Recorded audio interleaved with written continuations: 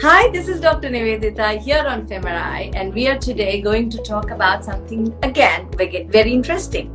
We've spoken about sex, sexuality, consent, STIs. So what else could be remaining? Oral sex, blowjobs. That's what we're going to be talking about today. So we know the term blowjobs, and it's been around for a very long time. So when people talk about oral sex, we always think about blowjobs, and that's it. But that's not true. There are so many different types of oral sex. Sometimes people don't consider oral sex as a part of sex. They usually think it's a part of a foreplay, and then the sex is complete only if you have a penile and a vaginal penetrative sex. But that is not really true. People can just have purely oral sex and actually get a lot of pleasure from it and not want to have penetrative sex at all, and that's fine as well. And yes, you can get STIs from oral sex. A lot of the time people think, I don't think I'm at a risk at all because I haven't had penetrative sex and I've had only oral sex. So that is what is very important. And yes, you can get STIs from oral sex. How can you get STIs from oral sex? And that's because you are getting the fluid from the penis either into your mouth, or the vaginal fluid is going into the mouth. And of course, when you're rimming someone, though they are clean, there is always something that is around the area, and you can get infections from these things.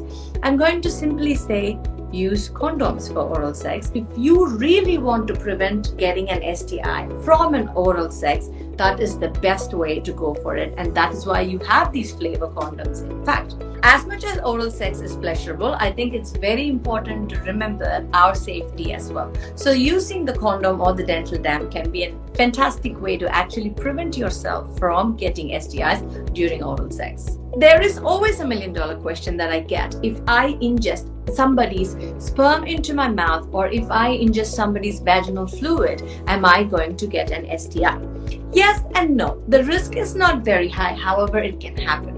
So if somebody's vaginal discharge, or if somebody's sperm or discharge from the penis is filled with organisms like gonorrhea or chlamydia and you're swallowing it, yes, you can get an STI in your throat. So having STIs in the throat is possible. So that is something very important. So if you're someone who is having a lot of oral sex and you're not comfortable with it and you're worried constantly about whether you're having an infection, you can have Listerine and you can gargle your mouth after you've had an oral sex, and it does kind of take the edge off a little bit, and that should definitely help you. Sometimes during oral sex, people find more pleasure than penetrative sex, and at the same time, should I be worried because it's only oral sex? Yes, you should be worried about STIs or infections even if you're having just oral sex, because with oral sex they can be transmitted. So here is oral sex for you, something that is very important these days. So I hope all of you have enjoyed today's series and you've enjoyed all the tips that I've given. And this is Dr. Nivi Manokaran saying bye from FMRI. So if you'd like to follow me, please follow me on Dr. Nivi and Taboos on Instagram for more sexual health videos and tips and sexual education. And if there is anything else that you would like to hear from us, definitely do let us know, and we will come back with something special for you once again. I'll see you all. Bye.